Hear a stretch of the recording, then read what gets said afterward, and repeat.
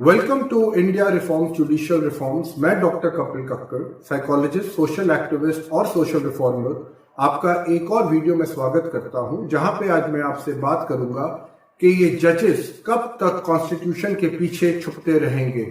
जी हां, बिल्कुल ठीक सुना आपने कि ये जजेस कॉन्स्टिट्यूशन के पीछे आखिर कब तक छुपते रहेंगे। अब मैं ये बात क्यों कह रहा हूं?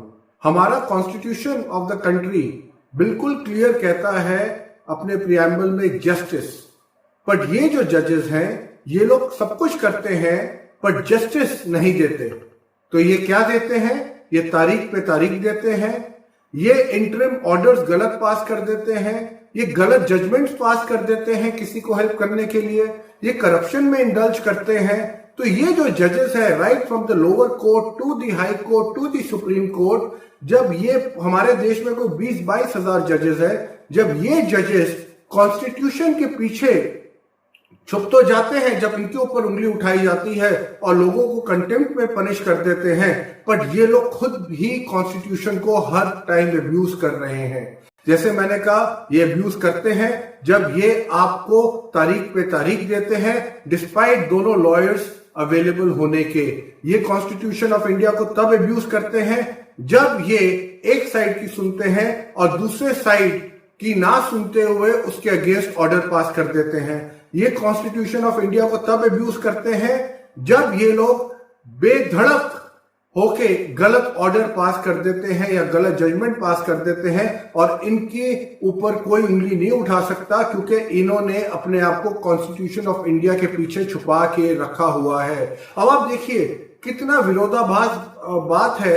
इट्स अ पैराडॉक्स कि जहां एक आदमी उस कॉन्स्टिट्यूशन, उस माँ को अब्यूज करता है, जब उसके ऊपर उंगली उठाई जाती है उस जज के ऊपर, वो उसी कॉन्स्टिट्यूशन के पीछे जाके छुप जाता है कि भाई आप मेरे ऊपर, आप कॉन्स्टिट्यूशन के ऊपर सवाल उठा रहे हो, आप जुडिशरी के ऊपर सवाल उठा रहे हो।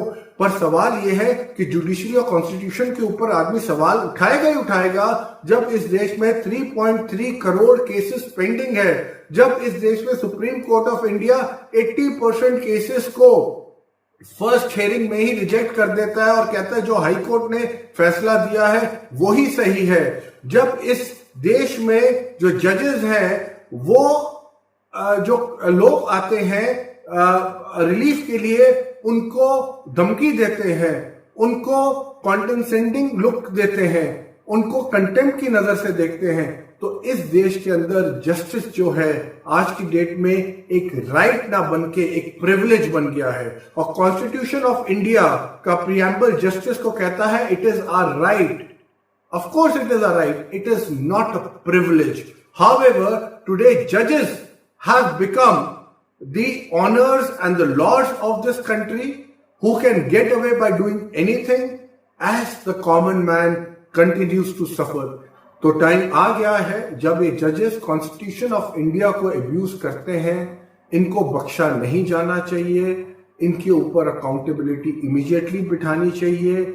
ये अगर किसी से फेवर लेते हैं, जैसे अभी रिसेंट केस के अंदर प्रशांत भूषण ने एक ट्वीट करा कि एक चीफ जस्टिस कहीं ना कहीं एक स्टेट गवर्नमेंट से फेवर लेते हुए देखे जा रहे हैं, और अगर वो उसी स्टेट गवर्नमेंट का केस सुनेंगे तो ऑब्वियसली उनका जो झुकाव होगा वो उस स्टेट गवर्नमेंट की तरफ होगा।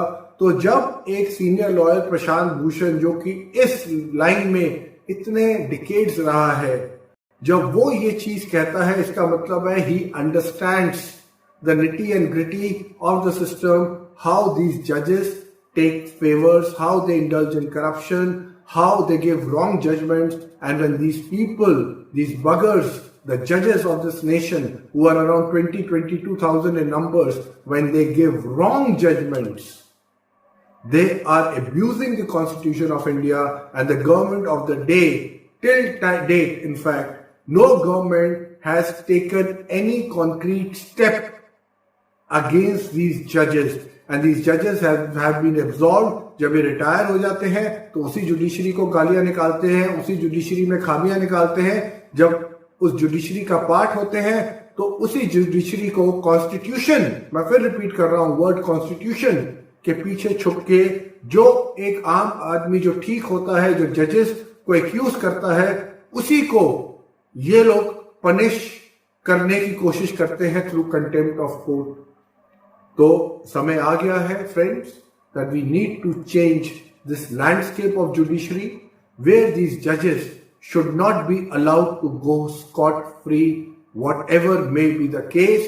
These people who cannot respect their mother constitution, how are they expected to respect the law, the books of law, and how do you expect them to give justice? If you like this video, kindly share it. Thank you so much.